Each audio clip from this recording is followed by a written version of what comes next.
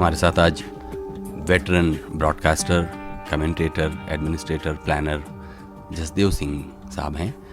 पद्मश्री, पद्म भूषण और ब्रॉडकास्टिंग और कमेंट्री से जुड़े तमाम इनामात, इकरामात उनके हिस्से में हैं। हम ये जानना चाहते हैं जसदेव सिंह जी, पहले तो हम आपका स्वागत करते हैं स्टूडियो में। शुक्रिया। कि ये इस पेशे में आने की जो प्रेरणा अगर पूछें, या पहली बार आपको कैसे लगा होगा कि ये एक पेशा है जिसे आपको अपनाना चाहिए? उस वक्त मुझे बिल्कुल भी ख्याल नहीं था कि ये कोई पेशा हो सकता है, क्योंकि जहाँ का मैं रहने वाला हूँ, रहने वाले तो उधर गुजरांवाला पाकिस्तान से, लेकिन मेरे वालिद साहब बहुत पहले सन 28 में जयपुर रियासत में आ गए थे और वहाँ वो इंजीनियर थे।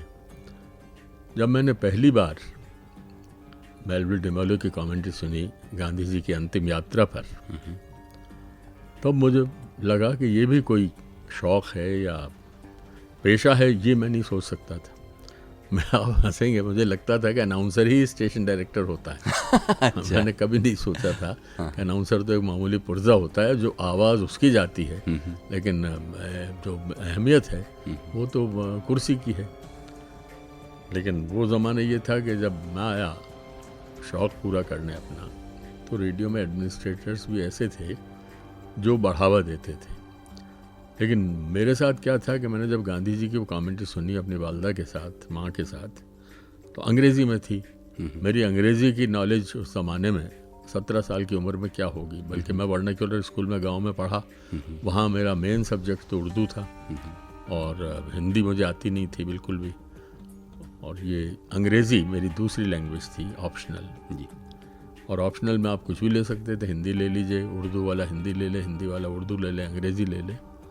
तो जब डिमेलो को सुना तो मेरी अंग्रेज़ी इतनी वो नहीं थी, लेकिन उसकी जो भावनाएं थी वो दिल को गहराई तक छूने वाली थी। मेरी वालदा माँ भी नहीं जानती थी कि क्या अंग्रेज़ी होती है, थोड़ा बहुत यस नो वाली तो जानते थे। तो मैंने माँ से कह दिया कि मैं हिंदी में कमेंटेटर बनूंगा। और वो तो मजाक में आ गया कि हिंदी पढ़ाने कमेंटेटर बनेगा, या रेडियो नहीं है क्या सब। लेकिन मुझे लगता है कि वो एक जुनून की तरह मेरे माथे पे सवार हो गया, और वो एक अनजाना वादा था अपने आप से और कुदरत से, ईश्वर से। मैंने सोचा मैं कमेंटेटर ही बनूं। तब आपकी उम्र 17 साल थी? हाँ, मैं 17 साल था। और उससे पहले कोई कमेंटेटर जैसी चीज़ हुआ नहीं करती थी? नहीं। जिसको देखकर, जैसे अंग्रेज़ी कमेंट्री तो आपने सुनी कि मेलविल डिमेलो कर रहे थे, लेकिन हिंदी में मैंने सुनी। रेडियो तो था नहीं ना जयपुर में, और हम गांव में थे जहां बिजली नहीं थी। तो जब मैं इसमें 8वीं क्लास में आया तो फिर पिताजी हमें लेके जयपुर शहर में परिवार को उन्होंने छोड़ा। तो ये पहली बार ही हमने रेडियो ख़रीदा था। वो उन दिनों रेडियो सिलोन आता था, उसमें गाने सुनने को, छोटा सा रेडियो GE का। लेकिन जब ये कमेंट्री सुनी तो दिमाग में, जैसे मैंने आपसे कहा, कि एक फितूर बैठ गया कि कमेंटेटर बनना है। तब पता नहीं था कमेंटेटर को पेशा है या अच्छी नौकरी देगा। फिर पता लगा ऑल इंडिया रेडियो है, आकाशवाणी, तो बाद में नाम पड़ा इसका। तो वो हमने कॉलेज में ही फर्स्ट ईयर से, सेकंड ईयर से एज NCC कैडेट कह लीजिए, या जो कुछ भी मैं देखता था, तो मैं कहा खेल हम होते थे छोटे, स्वास्थ्य प्रतियोगिता होती थी, एक जयपुर ओलंपिक के होते थे। तो मैं अपने सब जो जानने वाले थे, मेरे टीचर्स और स्पोर्ट्स वाले, इन सब से कि मैं कमेंटेटर बनूंगा, मैं कमेंटेटर। तो NCC के जो मेजर थे, कमांडेंट, वो तो हंसते थे। तो एक दिन जनरल करियप्पा गए वहाँ, तो मुझे कहने लगे जाके आप पब्लिसिटी करो। अब मैं बड़ा पशुपेश में कि कहाँ मारे गए, लेकिन मैं और मेरा एक दोस्त जो है, वो छोटा ट्रक होता है, 1 टन कहते हैं, उसमें बैठ गए माइक्रोफोन लेकर, और जो हमें बताया गया कि अब जनरल करियप्पा आएंगे, ये एक्स सर्विसमैन रैली होगी, उसके बारे में लोगों को बुलाना। और आप देखिए कि वो पब्लिसिटी जो थी वो बिल्कुल कई बार तो सिनेमा की तरह, आपके शहर में इस तरह की बात है। कुछ गलत शर्त जो बताया हमको उन्होंने, कि साहब हवाई जहाज से उतरेंगे, हुआ कुछ नहीं, हम सब बोली आए। तो बाद में वो मेजर हमारे जो थे कमांडेंट, तो हंसने लगे, हम मारेंगे तुझे लोग। मैंने पर्दा लगवा लिया था सर, इसीलिए पीछे 1 टन में। लेकिन उसका ये हुआ कि हमें अप्रिसिएशंस का लेटर हमारे मेजर को मिला for the publicity of this commentary, जो उसने हमें दिया। ये शायद पहला कोई एफर्ट होगा आपका इस दिशा में। ये पहला वैसे नहीं था पब्लिसिटी की दिशा में, लेकिन वैसे जो ये होती थी खेल होते थे, इनकी कमेंट्री बहुत करता था मैं, रेसेस वगैरह कॉलेज ग्राउंड। उसमें भी कोई पहला अगर पहला कुछ ही याद था, आता हो पहला आपको? इतना ही वही था, जयपुर ओलंपिक और प्यारेलाल स्वास्थ्य प्रतियोगिता। बाद में तो बुलाने लग गए लोग। एक बार एक साइकिल चलाने वाले आए जो 24-35 घंटे कितने घंटे, एक रिकॉर्ड था। तो जयनारायण व्यास मुख्यमंत्री थे, उन्होंने किसी और लड़के को सुना जी। तो उसके बाद वो मुझे भी सुन चुके थे। तो राजेंद्र वो उस समय आए, मोहनलाल सुखाड़िया चीफ मिनिस्टर थे, तो ये राजेंद्र बाबू आए फर्स्ट प्रेसिडेंट जी। तो उसका पूरा माइक वगैरह लगा दिया क्योंकि पब्लिक बहुत आती है। तो वो कमेंट्री हमने की परेड की। ऐसे ही इससे पहले नेहरू जी आए थे, तो तब भी पुलिस को फ्लैग देने अपना उस वक्त की कमेंट्री परेड की मैंने, और बिल्कुल ऐसे की जैसे रेडियो पर कर रहा हूँ। तो 1 अप्रैल से रेडियो खुल गया सन 55 से, तो उनमें से भी कुछ ने सुना कि भाई ये तो है, और स्टेशन डायरेक्टर खबर पहुंची कि ये करता है। मैं तो दे चुका था लिख के, जब एप्लीकेशन दी थी अनाउंसर की तभी।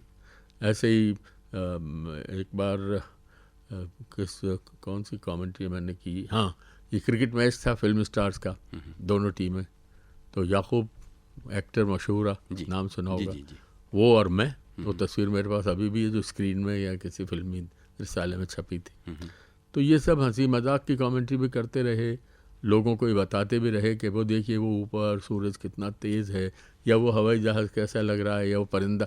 तो ये आ गया कि कमेंटेटर को चारों आंखें हैं, 2 ही, लेकिन 2 पीठ पे भी मान के चलिए कि हर तरफ आप देखते हैं, और मामूली से मामूली बात की तरफ आप लोगों का ध्यान जो है वो रिजू करें या उसे दिखाएं उनको कि।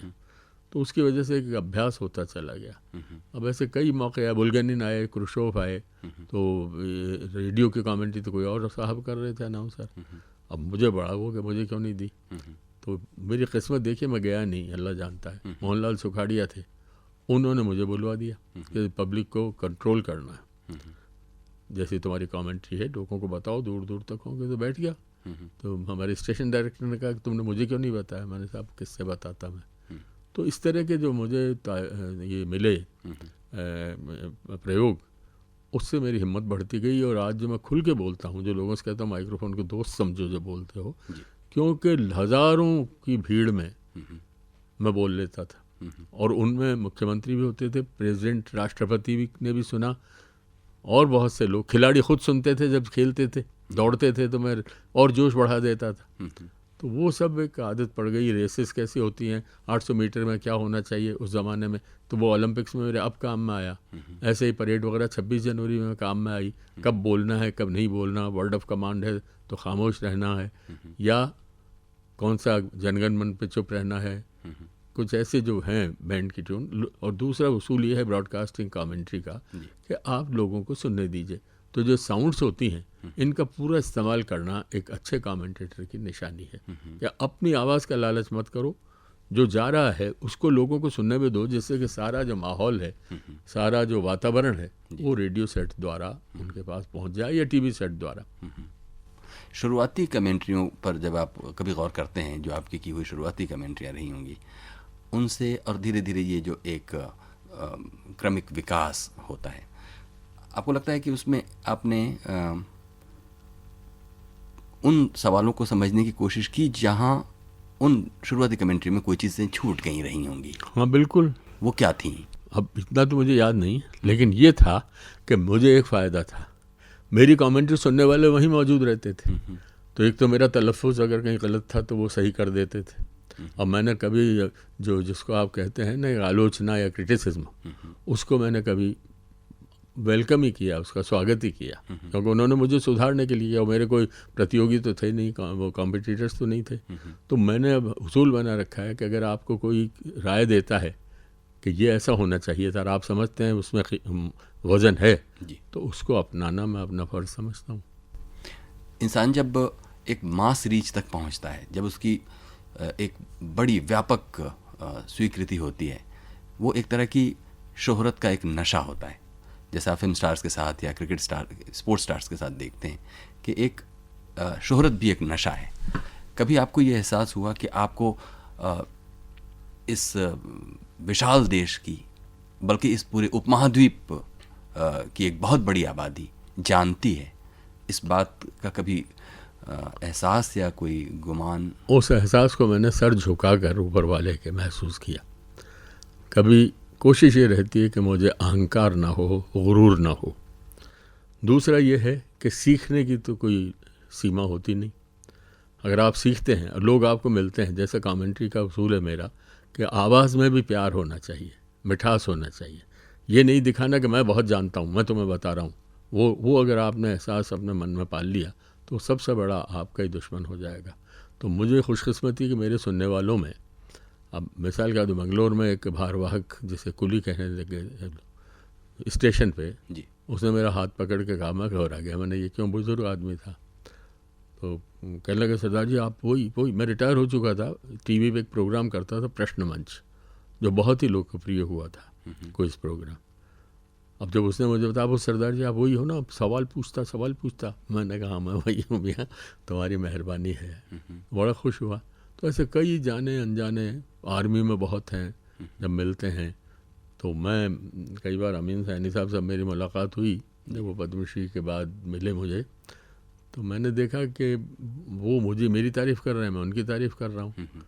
तो फैसला ये हुआ कि लोग सभी को, दोनों को प्यार करते हैं और उनके भी पाँव ज़मीन पर रहते हैं, हमारे भी पाँव ज़मीन पर रहते हैं। वो बुरा जब लगता है जबकि जो चीज़ है नहीं उस पर आपकी कोई आलोचना करे या आपसे ईर्ष्या द्वेष रख कर कोई निकालना चाहे, तो वो तो समझ सकता आदमी।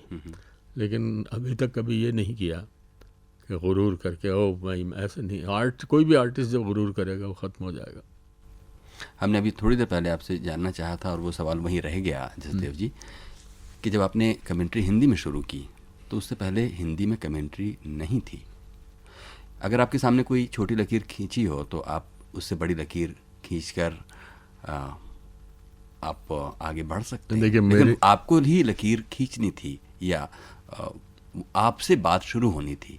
तो जिस चीज़ का प्रोटोटाइप आप बना रहे थे, वो मैं समझना चाह रहा हूँ कि जो चीज़ नहीं है और आपको उसे करना है, सिर्फ ये कि एक अंग्रेज़ी कमेंट्री थी, लेकिन हिंदी में कमेंट्री कैसी होगी इसे अब आपको डिफाइन करना था। हिंदी में कमेंट्री होती है जी, और मैं किसी की आलोचना नहीं करूँगा, लेकिन मुझे गांधी जी की जो जनाजा था, अंतिम यात्रा, मेरे कमेंट्री वो जो आंखों के सामने उस मंज़र को लाके खड़ा कर दे, जो वहाँ लाखों लोग महसूस कर रहे हैं।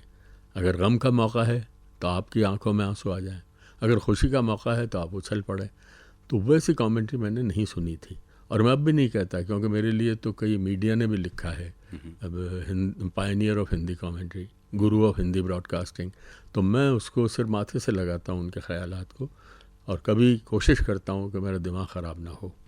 लेकिन ये ज़रूर है कि जो लोग कहते हैं कि हिंदी कमेंट्री हम सुनते ही नहीं थे, बल्कि मुझसे मजाक करते थे लोग, क्या कहोगे टेनिस के लिए, ऑल इंडिया लॉन टेनिस के लिए, अखिल भारतीय घासी गेंद बल्ला मुठभेड़ कहोगे, क्रिकेट को क्या कहोगे, दड़ी बल्ला, गेंद बल्ला।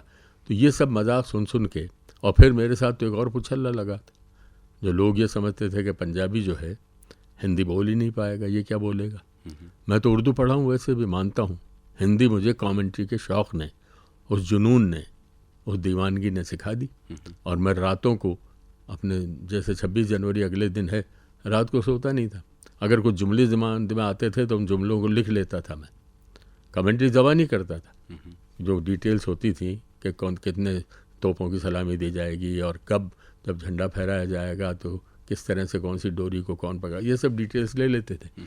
लेकिन ये नहीं सोचा कि तू ही सब कुछ है, करने वाला तो आप और हम सब खुदा से डरते हैं, ईश्वर से डरते हैं, वो देता है।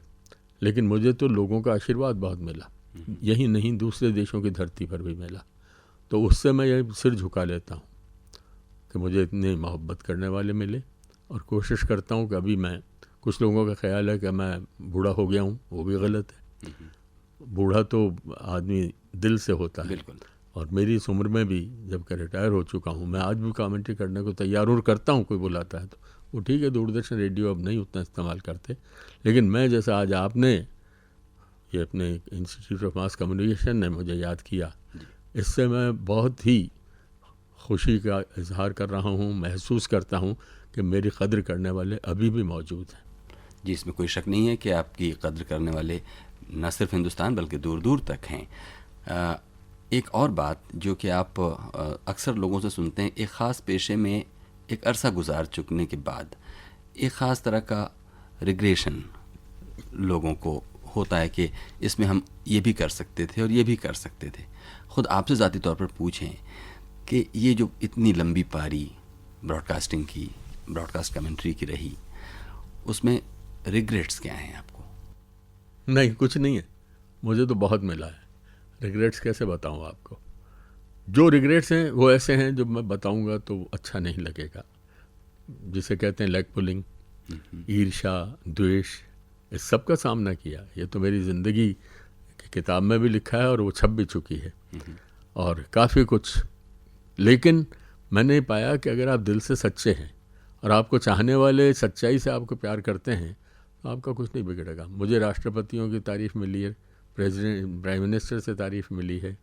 अब मैंने जैसा कहा आपसे, पद्मश्री, ये सब बिना, बल्कि अंग्रेज़ी में जो श्री नारायणन थे राष्ट्रपति जी, उन तक ने मेरी तारीफ़ की कमेंट्री की, उनने और उनकी बेगम ने। तो इससे ज़्यादा और मेरे लिए क्या होगा। जो हिंदी दां नहीं हैं, जो दक्षिण भारतीय हैं, बंगाली हैं, जिनकी हिंदी अच्छी नहीं, अगर मुझे मद्रास में भी मेरे फ़ैन मिल जाते हैं और अगर एर्नाकुलम और त्रिवेंद्रपुरम में मिल जाते हैं तो मैं फिर कैसे समझूं कि मुझे लोग प्यार नहीं करते। अगर मुझे गुरूर नहीं करता हूँ, सीट नहीं है, मैं जाता हूँ, मुझे सीट मिल जाती है रिज़र्व में से। तो वो बहुत सिनेमा में यही है कि टिकट चाहिए, मैं जिस देशों को मुझे देखना है, अजय आपके लिए तो कुछ करते हैं। तो जब ऐसे दोस्त चाहने वाले मिलें तो किस बात का गुरूर, सिर्फ सर जो है वो शुक्राने में झुक जाता है ईश्वर के, और कुछ भी नहीं। बहुत अच्छी बात आपने कही जसदेव जी। एक और बात कि टेक्नोलॉजी बदल रही है ब्रॉडकास्टिंग में, उसी हिसाब से प्रोग्रामिंग के मुहावरे बदल रहे हैं। सब कुछ बदल जाए तब भी ब्रॉडकास्टिंग की बुनियादी कुछ चीज़ें शायद वही रहती हैं। हम नए ब्रॉडकास्टर्स के लिए चाहेंगे कि आप हमें कुछ टिप्स में बताएं कि वो क्या बुनियादी चीज़ें हैं जो ना तो तब बदली थी, ना कभी बदलेंगी। उन बुनियादी चीज़ों का वो ध्यान रखें और वो क्या हो सकता है। जैसे मैं हमेशा कहता हूँ, आपकी भाषा नहीं बदलेगी, उसमें अंग्रेज़ी का वो घोल ना मिलाइए।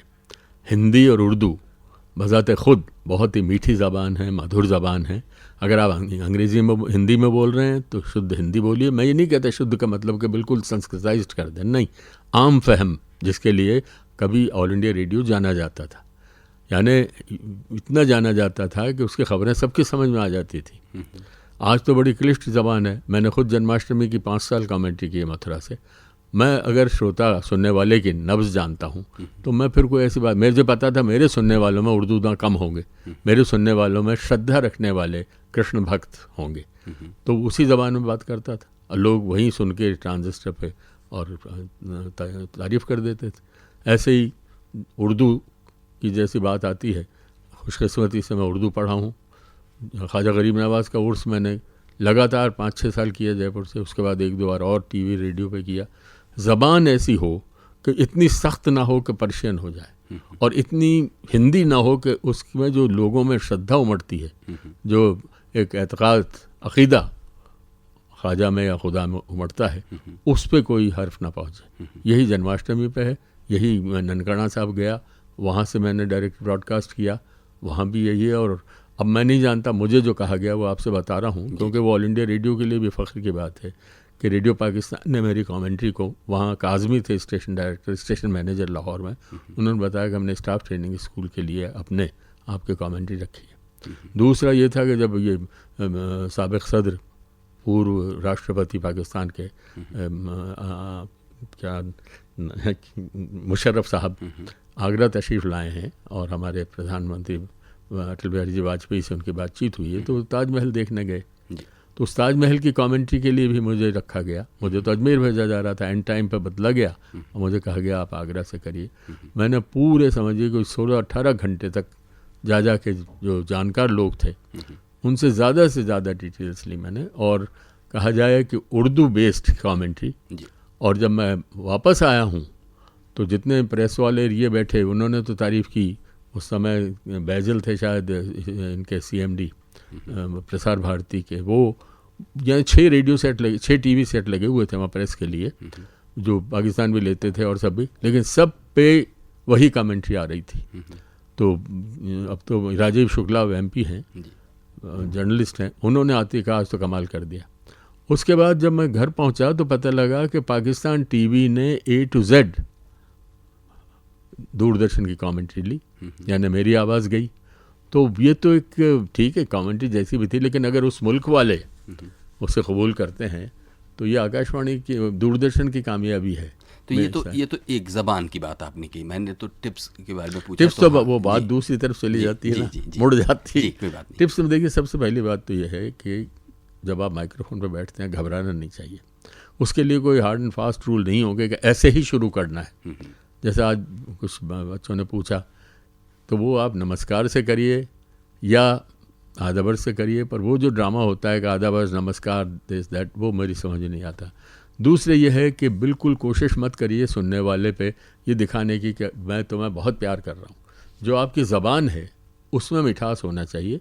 और जो अगर आप आंखों देखा हाल सुना रहे हैं या इंटरव्यू कर रहे हैं तो इतना ही सवाल पूछिए जिससे कि जो इंटरव्यू जिससे कर रहे हैं वो ये ना सोचिए कि तो मेरे भी सर पे आ रहा है। और मैंने सुना है लोगों के, आपने सारे सवालों का जवाब खुद ही दे दिया, मैं क्या बोलूँगा।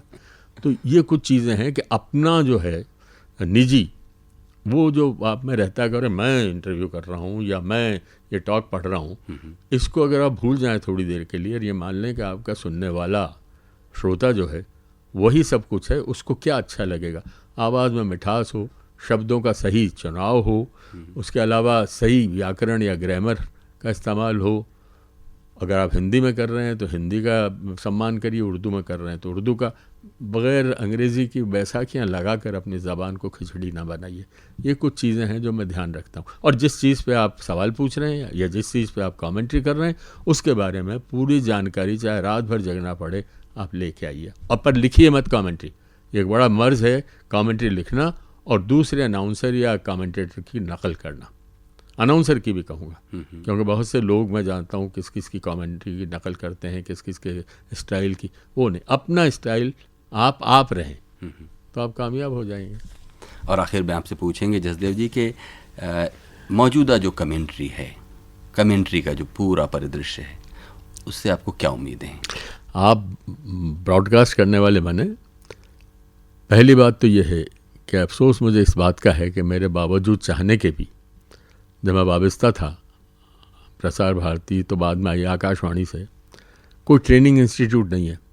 फिल्म इंस्टीट्यूट है या staff training institute all India radio या दूरदर्शन का, या आप 1 घंटे का 1.5 घंटे का लेक्चर करवा देते। कमेंट्री खुद बजाते खुद एक ऐसी कला है जो कि बहुत ज़रूरी है लोग समझें, क्योंकि वो सीधा सुनने वाले से आपका ताल्लुक़ पैदा कर देती है, एक तार आपके बीच में बन जाता है।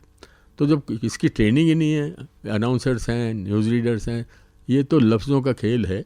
ट्रेनिंग का इंतज़ाम होना चाहिए। और दूरदर्शन जैसी संस्था अगर नहीं ट्रेनिंग करती तो अब ये इतने बड़े गेम्स आ रहे हैं। बीजिंग गेम्स की कमेंट्री की कितना टीका हुई थी, कैसी कैसी पास आपने लगा दिया, इसके कौन सा बॉक्सिंग पे लगा दिया आपने फुटबॉल के कमेंटेटर को। ये नहीं, हमारी शान के अनुकूल नहीं है। इसके लिए ट्रेनिंग बहुत ज़रूरी है और जो कर रहा है उसका अंदर का शौक़ बहुत ज़रूरी है और सीखने की लालसा, ख्वाहिश, वो बहुत ज़रूरी है। वो पैदा करनी होगी। सिर्फ ये अनाउंस करने से कि ये आकाशवाणी है या ये फलां है या आप ये सुनिए या 10 सवाल पूछ लिए, हम आपसे जानना चाहेंगे, ये इस तरह की नहीं। बिल्कुल तरोताज़ा ऐसा चीज़ आप पेश करें श्रोता के या दर्शक के सामने कि वो भी ये माने कि पिछली रात मैंने जो कुछ सुना इंटरव्यू या कमेंट्री, वो मुझे याद रहेगा हमेशा। बहुत बहुत शुक्रिया जसदेव जी, आप स्टूडियो में आए और इतना वक्त आपने हमारे साथ गुजारा। बहुत बहुत शुक्रिया। शुक्रिया तो मैं अदा कर रहा हूँ कि बहुत दिनों के बाद माइक्रोफोन से आपने मेरी दोस्ती पुनर्जीवन उसको दे दिया। शुक्रिया, धन्यवाद।